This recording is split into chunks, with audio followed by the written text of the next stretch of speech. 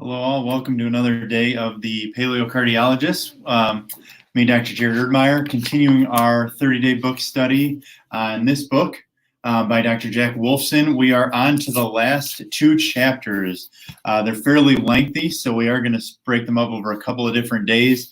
But today we're going to start with the first four supplements on his top 20 supplement recommendations to really try more than anything to help you decipher what ones might be best for you. Now, I'll tell you, if you've watched any of our other programming before this book study, a couple of things that we talk about a lot are, while there's many specialty supplements, be careful to find a cure for everything through supplementation. Supplementation is often meant to support your body's ability to heal, detoxify, function.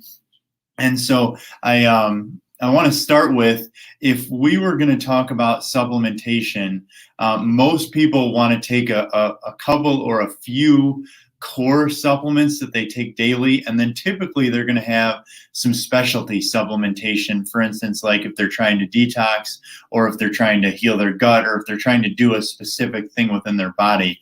I have had over time people that get on the supplement train and they bring in 20 supplements, and they often don't take any of them regularly because they're not even sure why they're taking them all. So before we start, though, I do want to extrapolate a little bit on the quote. It says right at the start of chapter 16, the best time to plant a tree was 20 years ago. The next best time is right now. And I think that goes back to the point of when most people talk about vitamins, they have a massive gap from when they would have first taken vitamin supplementation to when they started taking it again. Almost every mother that I know, when they become pregnant, they start taking a prenatal vitamin. And if you think about why you take a prenatal vitamin, it's to help the body have everything it needs to make that baby as perfect as it possibly can. You want to have every building block, everything for repair. You don't want any of the missing nutrients or ingredients in the building of that baby. And so moms take a prenatal vitamin right at the start, in most cases right when they start and find out they're pregnant.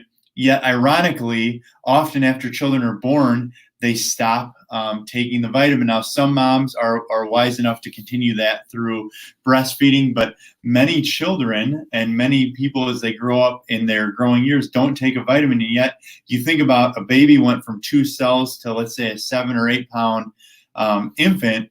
From there, they're over the next 18 years, they're going to go from, let's say 8 pounds to 118 pounds, or maybe 218 pounds.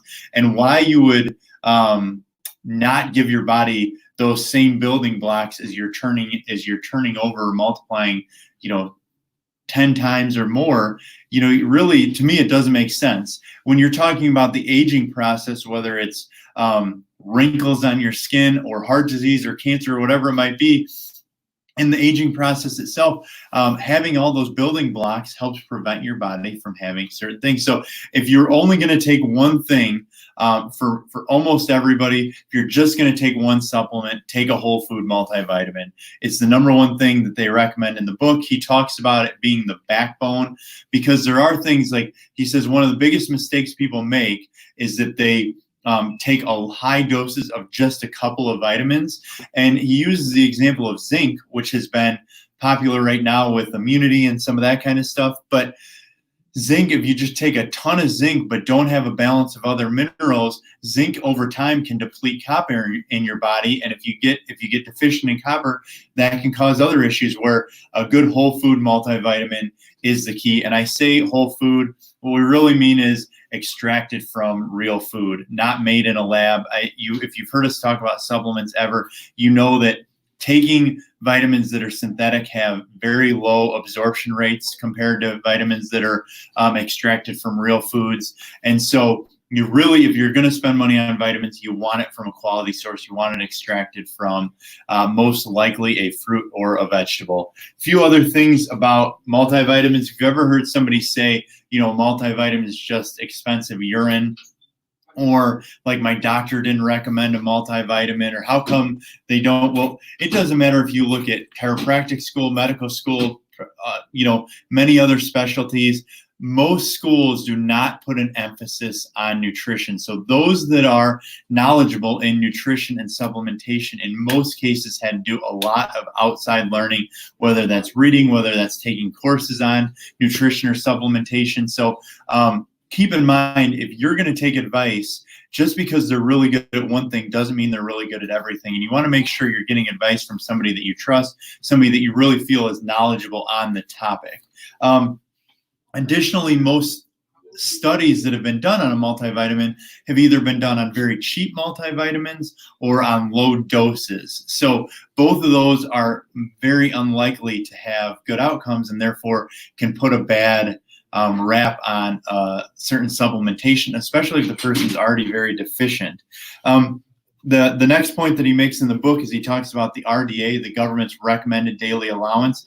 Well, the recommended daily allowance is the bare minimum to consume to not develop disease. And keep in mind, bare minimum, doing the bare minimum of anything usually isn't a good thing. So a good, healthy multivitamin, we carry kids' multivitamins. My children eat them every day. I take the men's multivitamin. My wife takes the women's multivitamin.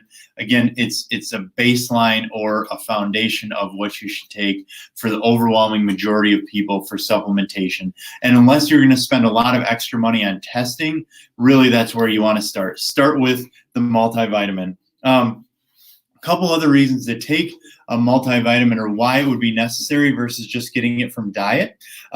First of all, things that we live in a toxic world. If you watched any of these previous videos, you know whether it's heavy metals or pharmaceuticals or pesticides or these different things. We live in a toxic world, and chemicals and pharmaceuticals deplete certain nutrients. For instance, if you're a diabetic and you take metformin, metformin is shown to deplete the body of B12. Statins deplete your body and your liver's ability to make CoQ10. So certain drugs cause specifically certain depletions. Alcohol, cigarette smoke, all these things deplete certain vitamins and minerals. Additionally, the food that we eat in general has a lower nutrient content than it did previously. So a couple of reasons that I can give you an example. One is soil depletion. So because we're using NPK or nitrogen, phosphorus, potassium instead of a more broad spectrum fertilizer or artificial fertilizers in general, the soil is becoming deficient of certain nutrients. Secondarily, if you're eating a tomato from Argentina, or if you're getting food from somewhere that wasn't local, which most of us do from the grocery store throughout the year, those fruits and vegetables and these certain foods are picked from a less than ripe position to allow them to be able to transfer all the way to you right here in Rockford or wherever you live. Well, that over time leads to less overall nutrition, less phytonutrients, less of some of those things. And so because it's almost a necessity if you want to eat certain fruits and vegetables year round, you're not necessarily getting all the vitamins and minerals you need, which is another reason to take a multivitamin. So if you hear nothing else, you really should be taking a multivitamin on a daily basis for the majority of people. The next three here that we're going to talk about today, one is greens powder, which we did talk about on one other video, but greens are dehydrated green vegetables mostly, but our greens powder is fantastic.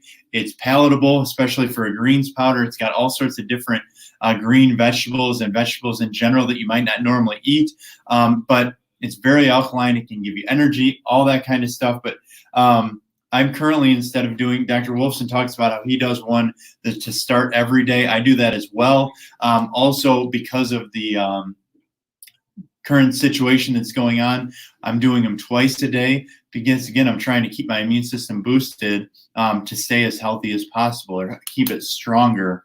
One of the reasons you might do greens powder versus juicing organic green vegetables is, quite frankly, cost. Because they're able to do it in mass quantities, it's more cost effective to do greens powder. Now, I'm all for you doing a greens drink that you make yourself, but just for a lot of people, it's either not financially feasible or it's very time consuming. So not everybody does that every day. The point that he makes in here, because it's greens or vegetables, this he doesn't recommend you count as a supplement, but more of part of your food budget. Because if you're going to talk about it, it actually saves money compared to buying all those organic green fruits and vegetables. One 2013 study did show that drinking a greens drink both lowered inflammation, which can affect pain and heart issues, but also lowered oxidation, which, remember, that is most often linked to like plaquing of the arteries. So there's many more studies that could be done. He actually points out in here, one of the reasons why supplementation versus pharmaceuticals are very unlikely to be compared is because since you can't patent a certain supplement as far as like a greens drink, there's not near the money like there is in a pharmaceutical to do an apples to apples comparison.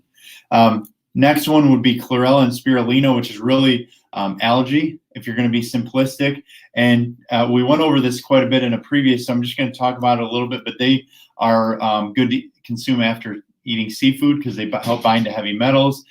There's lots of things in this that can work kind of like a multivitamin. They're very diverse. And additionally, there's lots of other health benefits that you can read about in the chapter. The last one I want to talk about today is omega-3s. So if you're going to rate them, I recommend for most people, if you've never been tested, multivitamin. And then you want to assess if you eat 2 to 3 servings of wild-caught fish, you don't necessarily need an omega-3 supplement. If you don't eat fish, you want a supplement. And then lastly, number 3, if you live in the Midwest and you don't have a vitamin D level over of at least 50 and realistically more like 60, you want to supplement with an excess vitamin D. So number 4, omega-3s, lots of benefits. Think everything from brain to skin to heart to mood to hormones. But really, if you think about omega-3s, they're anti-inflammatory. That's why they have so many other things. And remember, omega-3s is really a fat, so you can barely count it as a supplement because you should be getting in your diet. But you need the omega-3s, DHA and EPA, which are really only in seafood. And so if you're not a big fish eater, you're not getting enough seafood, this is why you could consider supplementing. Couple of key components to omega-3s. You want to get them from small fish to lower the heavy metal content. You want to get a quality supplement. So an easy way, if you take omega-3s and you got them from, I'm just going to say a cheap source. I'm not going to mention anything specifically today, but go ahead and put your omega-3 in the freezer. And because it's an oil, it really shouldn't freeze. So if yours freezes, you know it's full of a bunch of fillers.